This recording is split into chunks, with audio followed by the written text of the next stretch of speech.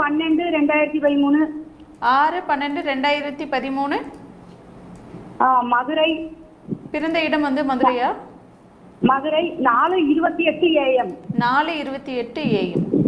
6/12/2013 4:28 AM Madurai பிறந்த இடம். மதுரை. ராசி நட்சத்திரம் லக்னம் சொல்லுங்கம்மா. மகர ராசி. மகர ராசி. உத்திராட நட்சத்திரம் 2ஆம் பாதம். நட்சத்திரம் 2ஆம் பாதம். 2ஆம் பாதம். துலாம் லக்னம். துலாம் லக்னம். என்ன கேள்வி கேட்கணுமா? குருஜி. அம்மா நல்ல ஜாதகம். அந்த ஜாதகம் ராசிநாதன் அது லக்னாதிபதி திக்பலமாகி 2 கிரகம் 4ஆம் இடத்துல திக்பலத்தில் இருக்கு, சந்திரனும் சுக்கிரனும்.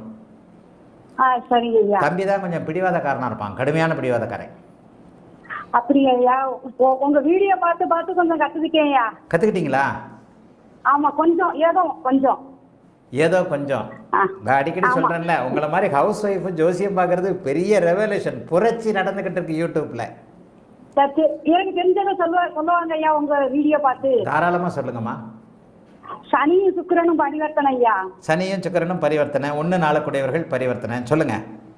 புதனும் செவ்வாயும் பரிவர்த்தனை. புதனும் செவ்வாயும் அருமையான புத்திசாலி பரிவர்த்தனை. கரெக்ட்.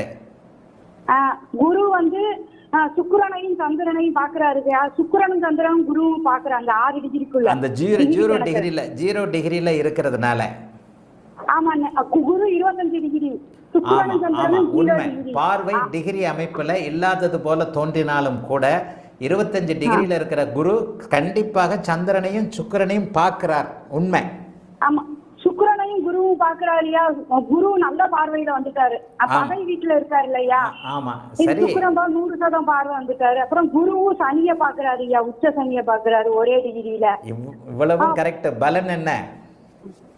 பலன் தெரியாதுயா. குரு வந்து புதனை 12 டிகிரிக்குள்ள பாக்குறாரு. குரு ராகுவ 14 டிகிரிக்குள்ள பாக்குறாருன்னு நினைக்கிறேன். ஆக ஓரளவுக்கு அந்த பார்வை அமைப்புகளை கணிக்க வந்துட்டீங்கல்ல. இப்ப சந்திர தசை நடக்குது. சந்திரனும் வந்து சுக்கிரனுடைய குருவோட பார்வையில் இருக்கிறதுனால கடந்த 10 வருடங்களாக பெரிய அளவுல அம்மாவுக்கும் அப்பாவுக்கும் அப்படிலாம் ஒன்றும் கஷ்டங்கள் இல்லை. இவரும் கொஞ்சம் புத்திசாலியான பையன்தான். ஆமா, என்ன படிப்புயா? என்ன படிப்பு? செவ்வாய் திசையில என்ன படிப்பு வரும்? எம்மா இந்த அமைப்பு என்னம்மா செவ்வாய் தசையில என்ன படிப்பு வரும்னு கேக்குறீங்களா? ஆமா, செவ்வாய் தசை அவயோக தசைமா. முதல் நிலை சுபத்துவமான சனியுடைய தொழில்கள் வராது. சனியுடைய தொழில்கள் வராம புதனுடைய கணக்கு வழக்கு அக்கவுண்ட் கம்ப்யூட்டர் சம்பந்தப்பட்ட தொழில்கள்ல வருவார்மா. ஐயா செவ்வாய் திசையில இசிஇ படிப்பாரு ஐயா. Engineering, electronic. ஏமா கம்ப்யூட்டர் இன்ஜினியரிங் படிப்பார்மா. கம்ப்யூட்டர் இல்லையா? ராகு தசையில எம்இ ஏரோநாட்டிக்கல் இன்ஜினியர் படிப்பாரு ஐயா. ராகு தசை வருதுன்றதை விட்டுருங்கம்மா, கணக்கெடுக்காதீங்கம்மா. புதன் சம்பந்தப்பட்ட பேஸ்ல புதன் சம்பந்தப்பட்ட துறைகள்ல தான் அவர் ஒருவர். கம்ப்யூட்டர் இன்ஜினியரிங்னு சொல்றேன் இல்லையா, அதுலயே எந்திரவியல் அது மாதிரி ரொபோட்டிக்ஸ் அப்படி இப்படி வரலாம். பேசிக் கம்ப்யூட்டர் தான்மா. சரியா? அப்படியா? ஏங்கய்யா கும்பம் கும்பாதிபதி மகரம் சுபத்துவமானா நீங்க எம்இ ஏரோநாட்டிக்கல் ஏரோநாட்டிக்கல்னு சொல்லுவேம்மா.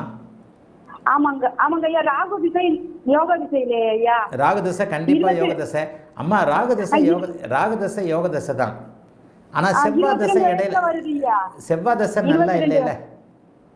ஓ அப்படியா ஐயா? இடையில 7 வருஷம் படிக்க வேண்டிய நேரத்துல செவ்வாய் திசை வர்றது டைவர்ட் பண்ணும். 2வது ராகு திசைக்கு பிறகு வரக்கூடியது குரு திசை இல்லையா? ஆமாங்க ஐயா. அவயோக திசைகள் தொடர்ந்து வருமாயின் முதல்நிலை சுபத்துவத்துடைய தொழில்கள் அமையறது கஷ்டம்மா. கஷ்டமாங்க ஐயா. ஆமாங்கம்மா. அது ஏதாவது ஒன்று வந்து ஒரு பக்கம் 2ஆம் நிலை சுபத்துவத்துடைய தொழில்கள் தான் கொண்டு போகும். தம்பிக்கு வந்து ஃப்ளைட்டு சம்பந்தப்பட்ட விஷயங்கள்ல ஆர்வம் இருக்கா? என்னங்க ஐயா? ஃப்ளைட்டு சம்பந்தப்பட்ட விமானங்கள் சம்பந்தப்பட்ட விஷயத்துல இல்லையா? இப்ப இவன் 8th தான் படிக்கிறான். 8th தான் படிச்சிருக்கான். 8வது படிக்கும் போதே ஒரு குழந்தைய கண்டிப்பா கண்டுபிடிக்க முடியும். இப்போவே நீங்கள் கேட்குற மாதிரி ஏரோநாட்டிக்கல் படிக்கணும்னா அவன் அப்போவே ஃப்ளைட்டு பொம்மையை வச்சுக்கிட்டு ஃப்ளைட்டை படம் பிடிச்சிக்கிட்டு ஃப்ளைட்டை இதில் இது என்னது இந்த இன்ஸ்டாகிராமில் ஃப்ளைட்டை பார்த்துக்கிட்டு இருப்பான். 8வது படிக்கும்போதே கணிச்சிடலாம் அவன் ஃப்ளைட்டு சம்மந்தப்பட்டதில் வருவான்ட்டு.